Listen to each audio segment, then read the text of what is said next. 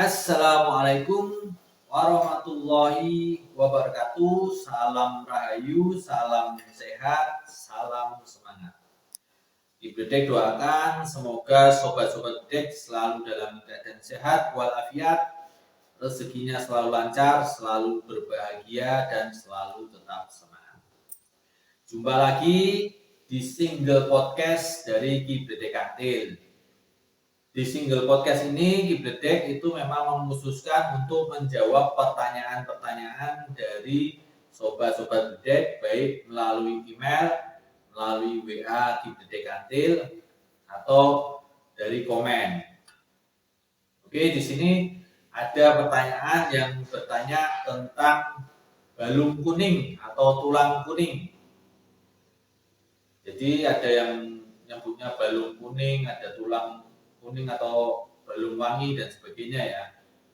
Itu memang lagi banyak berseliweran mungkin di media-media sosial ya. Tidak hanya di YouTube tapi di media-media sosial lainnya. Di sini akan Kibledek jawab berdasarkan kapasitas atau keilmuan dari Kibledek Kantil. Oke. Apa itu balung kuning dan apa ciri-cirinya? Yang pertama itu apa sih balung kuning itu? Balung kuning atau tulang kuning itu adalah semacam tulang yang ada di diri manusia itu yang secara spiritual itu berwarna kuning atau agak kekuning-kuningan. Jadi ini secara spiritual ya. Secara spiritualnya itu warnanya kuning. Meskipun kalau dibedah secara kedokteran, secara medis itu mungkin warnanya sama semacam tulang-tulang lainnya. Itu berada di sekitar tulang rusuk. Dan ini adalah turunan atau warisan dari leluhur yang sakti ya atau memiliki kanuragan. Jadi leluhur kita kalau memiliki kanuragan itu biasanya diwariskan ke anak cucunya. Tapi tidak semua anak cucunya akan menerima warisan tersebut. Jadi ada cucu atau anak tertentu. Jadi mungkin dari 10 anak mungkin ada satu yang mewarisinya. Atau dari 3 anak satu yang mewarisinya. Jadi tidak semua keturunannya mewarisi. Tidak semua keturunannya itu memiliki balung kuning. Namun hanya keturunan yang prah ya atau namanya yang dipilih. Itu yang dipilih jadi leluhur. Oke, apakah ini berkaitan dengan weton? Sebetulnya tidak begitu berkaitan dengan weton. Namun ada weton-weton yang diprediksi lebih mudah menerima balung kuning. Namun tidak berkaitan, tidak terlalu signifikan sebetulnya. Oke, apa itu ciri-ciri yang orang-orang yang memiliki balung kuning? Di sini akan Kibledek sebutkan ciri-ciri yang pertama. Disimak sampai akhir ya. Ciri-ciri yang pertama, orang yang memiliki balung kuning itu biasanya memiliki keilmuan spiritual. Perasaannya lebih peka ya daripada orang lain. Jadi memiliki keilmuan spiritual dari sejak dia kecil. Jadi ini adalah semacam warisan dari leluhur. Jadi balung kuning itu meskipun di saat masih kecil itu ilmu spiritualnya dan sebagainya itu memang masih terlihat samar atau masih tingkatannya masih sedikit, namun sebetulnya itu adalah tanda-tanda ada warisan dari leluhur. Yang kedua, ini berkaitan dari yang pertama. Yang kedua, itu dia nanti akan masuk ke dunia spiritual sendiri. Baik itu tanpa sadar atau disadari, atau meskipun dia tidak ingin, namun ada hal-hal tertentu yang akan menggiring dia ke arah jalan spiritual, ke dalam spiritualitas itu. Jadi mungkin biasanya kalau dari kecil itu kan dia sebenarnya sudah memiliki bakat.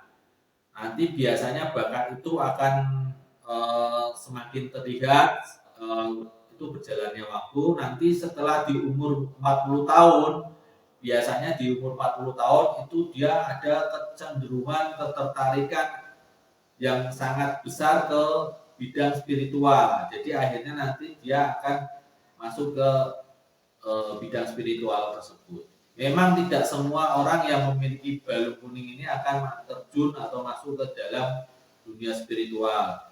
Karena itu nanti kembali ke pilihan, meskipun ada tarikan kuat ke arah sana, namun biasanya karena kita sekarang hidup di era modern yang katanya era modern, terlalu banyak teknologi yang menggoda, biasanya orang-orang yang memiliki balung kuning itu dia tidak akan suka ke sana meskipun tarikan atau dorongannya itu kuat untuk masuk ke dunia spiritual.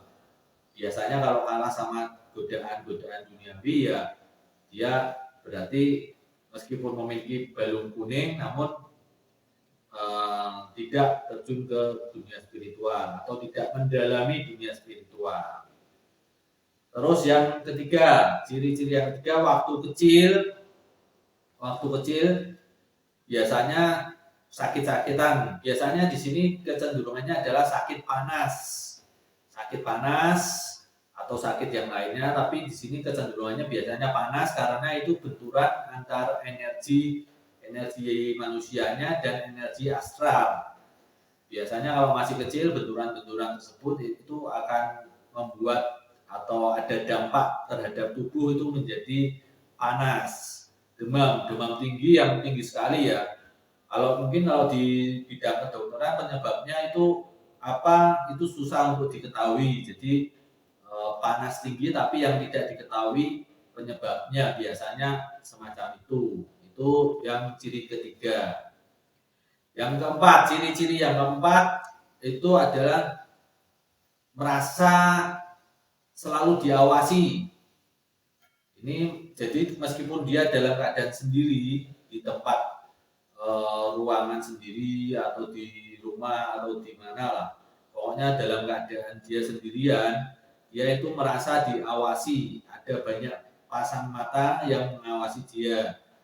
Jadi yang mengawasi itu bisa kita sebut seseorang atau sesuatu lah ya. Jadi itu yang mengawasi sebetulnya adalah orang-orang dari dunia astral atau sesuatu yang dari dunia astral, makhluk-makhluk dari dunia astral. Jadi meskipun dia sendirian, tapi dia merasa banyak sekali yang mengawasi. Kalau dia madhab sana, dia merasa di belakang dia, di samping dia ada yang melihat dia, mengawasi dia. Itu yang ciri keempat. Terus yang ciri kelima atau tanda kelima, dia biasanya dan kemungkinan besar itu memang memiliki kodam pendamping atau teman pendamping. Teman dalam hal ini adalah teman yang dari dunia astral atau dunia gaib ya. Jadi balung kuning ini memang dipastikan, jadi kemungkinan besar 90%-nya pasti memiliki kodam atau teman pendamping. Terus yang keenam, ciri-ciri yang keenam itu dia itu memiliki kepekaan yang dalam. Dia bisa melihat aura seseorang, sifat seseorang, karakter seseorang meskipun dia pertama kali baru ketemu. Dia bisa memprediksi sifat dan karakter seseorang tersebut. Itu adalah kepekaan batin yang ini meskipun dari kecil sudah bisa melihat tersebut, sudah bisa melihat atau memprediksi tentang sifat dan karakter seseorang. Tapi dengan berjalannya waktu, keahlian ini semakin dalam, semakin mahir lah dia. Jadi semakin untuk melihat seseorang itu karakternya bagaimana, sifatnya bagaimana, itu semakin ahli. Oke Sobat Bedek, itu adalah penjelasan dari apa itu balung kuning dan bagaimana ciri-cirinya. Mungkin ada ciri-ciri yang di Sobat-Sobat Bedek yang Ki Bedek sebutkan, mungkin ada ciri-cirinya. Kalau 4 saja ciri-cirinya sudah ada di Sobat Bedek, berarti kemungkinan besar Sobat Bedek memiliki balung kuning. Oke, semoga penjelasan dari Ki Bedek ini, sehingga podcast dari Ki Bedek ini bisa bermanfaat. Dukung terus channel Ki Bedek Kantil, yang belum subscribe di subscribe, like, comment, share. share ya ke teman-temannya. Wassalamualaikum warahmatullahi wabarakatuh. Salam rahayu, salam sehat.